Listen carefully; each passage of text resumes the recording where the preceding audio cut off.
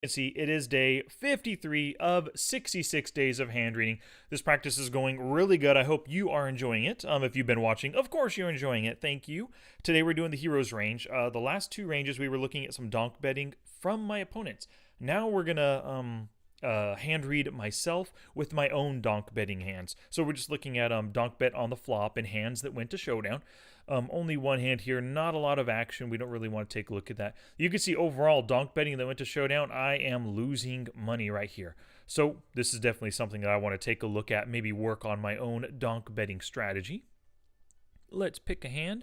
Looks like, I mean, you can't see any of these are tagged. We haven't looked at a single one of my hands yet as a donk better, so that is good. There's a raise and a caller before I call out of the big blind, so I don't necessarily want to do that hand.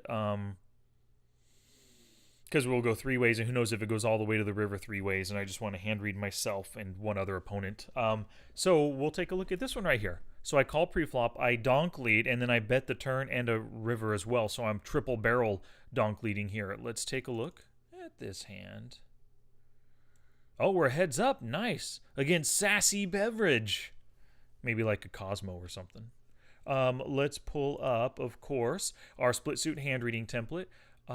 8869899929. A lot of frickin' numbers there.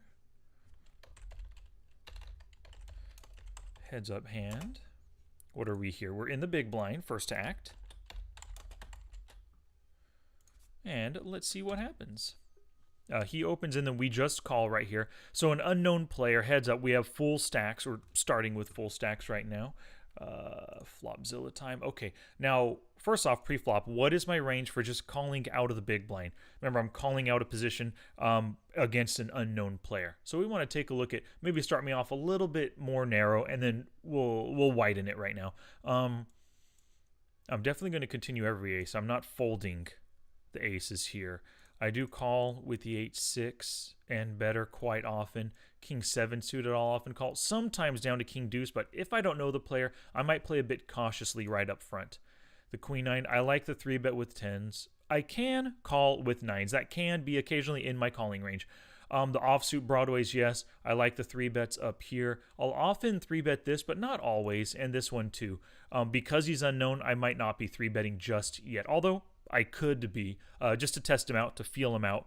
Because this is the beginning of our online relationship here, our poker relationship with me and Ssybev. So I need to start putting Ssybev to the test to see how they react to stuff.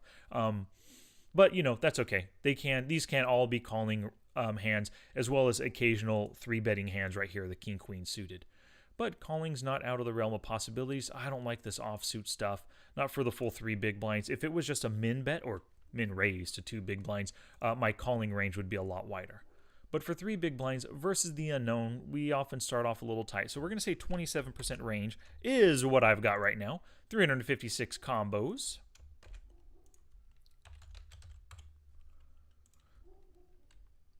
In the big blind, call the unknown button, open raise to 3 BBs. And any notes I might choose to make. Gravy. Okay, so let's take a look at what happens here. Oh, we got to assign our opponent some kind of a hand. Let's give our opponent, they're just raising pre-flop. Let's give them a suited ace. Ace 5, we'll say. Okay. King, King 5. Spade, Spade, Heart. Nice. So look at that. So on this board, you can see we have a decent amount of kings. We have plenty of good pocket pairs that currently beat the second bottom pair. The equity of our range is 38%, though. It's not really that high.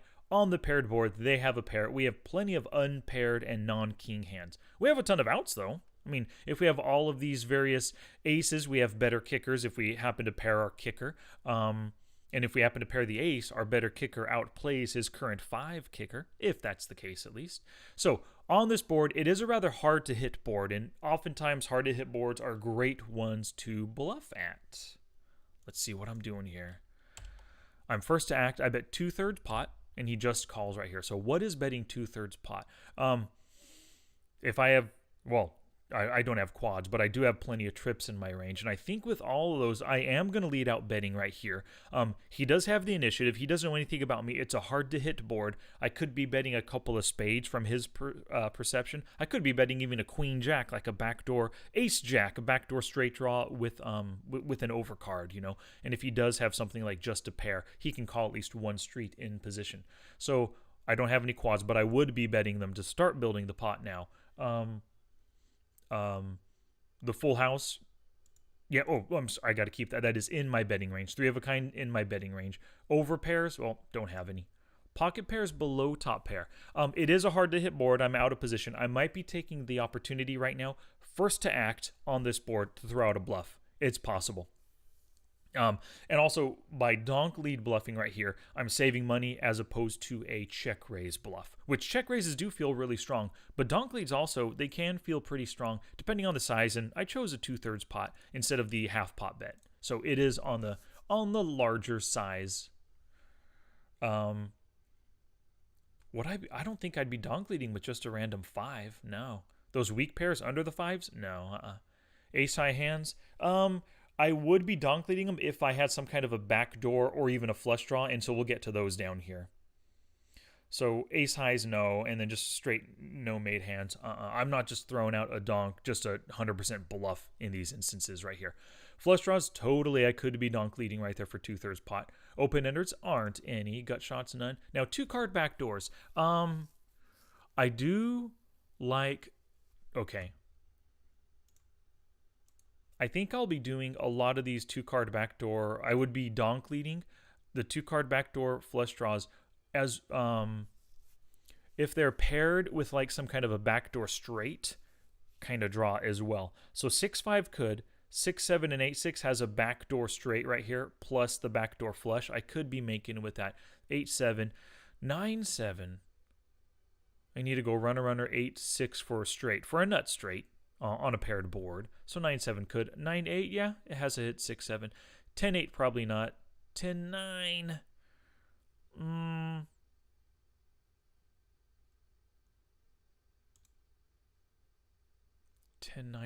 That's the under straight, though. I'd have to go runner, queen jack. Ace-10 beats me. But he doesn't have a ton of ace-10s in his range. I mean, he does. I guess he has all 16 of them, other than if we have an ace ourselves, we're blocking it. Yeah, I think I can remove those from my donk leading range. Even something as low, I think queen jack is in. Queen 10, yeah, I think so. Queen 9, I don't think so. Jack 10, possibly. Jack 9, I don't think so. So I'm going to take out some of those weaker, unconnected ones. And the queen 10 has the backdoor straight, nut backdoor straight draw. So I'm going to put those in my donk leading. I'm not a big fan of donk leading these, but I think those are possibilities for me. Donk leading those right there. And we don't have any of these, of course. So interesting, we put my donk leading only 35% of the time. Now, I think a lot of those hands I shouldn't be donk leading that I do have included here. But sometimes I do it just as a semi-bluff equity and then these, or bluffing equity, you know, or fold equity, I should say. Same thing with the 2-card backdoors. I don't like doing it, but I know that I'm capable of doing it. So I'm capable of 35% of the time donk leading as a bluff here. Doesn't mean I'm doing it always 35%, but occasionally some of those hands I can choose to. So filter that down. Got the range, 35% of my pre-flop range. Only 95 combos now are actually doing the donk lead. Now what you can see, what happened, 35, 95, what you can see happened was we went from 356 down to 95, so we've removed 3/4. I'm sorry, not 3/4. 65. Geez, 65% of our range or so, because of what we filtered, and these board cards remove a lot of stuff too. But the good thing is I've kept all of my strongest possible hands up in my range right here, as well as some of my weaker things. But I'm not doing any kind of just super weak bluffs. I'm not just straight bluffing with like a queen jack offsuit or nothing like that. And so if this is our range, and if he does have that bottom pair, we currently have 68% equity. That's great, because we kept all of our strongest hands in with this donk lead here. He just calls. The ace of clubs comes. So on the ace of, because he has the ace. So I got to just switch this up. Let's not give him the nut flush. Let's give him these instead. Okay, good. So the ace of clubs ends up coming out here. which we decide to make, oh, a decent sized bet again. Is it just under?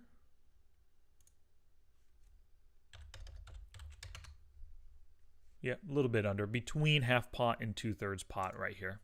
All right, so we make that bet, and he ends up just calling. So first off, if this is our range right here, on the ace of clubs, we currently have a basically 50-50. I'm ahead only 41. He's ahead 52% of the time. But let's see what happens. What am I betting on? What am I barreling on this ace of clubs? Given that it's also a smaller barrel too. Maybe I don't want him to fold if I did suddenly hit, not suddenly, I guess I flopped the full house. Yep, I'd be betting that right there, trying to get value out of the guy.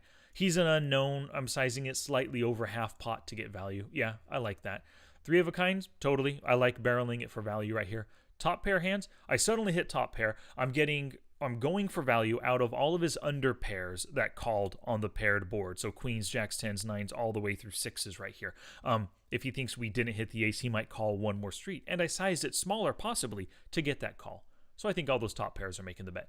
Weak pairs right here, double barreling. I don't like it. He could have easily floated the flop with plenty of aces in his range. And just leading out at it right here, I sized my bet smaller. I don't think I'm getting any aces to fold. Anything if if we take a look at some of these, not the top pair, some of these weak pair hands, if I have sixes or sevens, I'm not going to get an ace to fold. A king is definitely not folding. Even like a queen jack or a jack 10 might not fold because they picked up a little equity right now. If I was bluffing, I should make it bigger to continue that, just exactly 2/3 pot. So I don't think I'm barreling with the weak pairs, not the no-made hands either. Flush draws. Well, a lot of those are pair plus flush draw. I can see myself barreling the flush draws. Sure. Using two streets of aggression to push him off his hand. Yeah. No flush draw. No, I'm not going to say open enders. There aren't any. Gut shots now. Am I going to barrel these gut shots? There's 6 of them total. Flush draws 21. And some of those are up there. No, I'm not going to say. For example, that queen 10, jack 10, or queen 10, queen jack, jack 10, they're also up here in the flush draws. I like barreling those, but if I don't still have a flush draw, if I just have, queen 10 or queen jack of diamonds, I'm not a fan of barreling here. I would rather check and try to get to a free river, a free cheap river, especially given that ace doesn't help us hardly at all. It actually lowered our equity down to 48, and it hits him very well, of course, because he's got 2 pair now, aces and kings. Yeah, I'm going to say this is our range right here. Flush draws, but all the weaker draws I'm just checking instead of committing a little bit more money to it. 65%, 62 combos.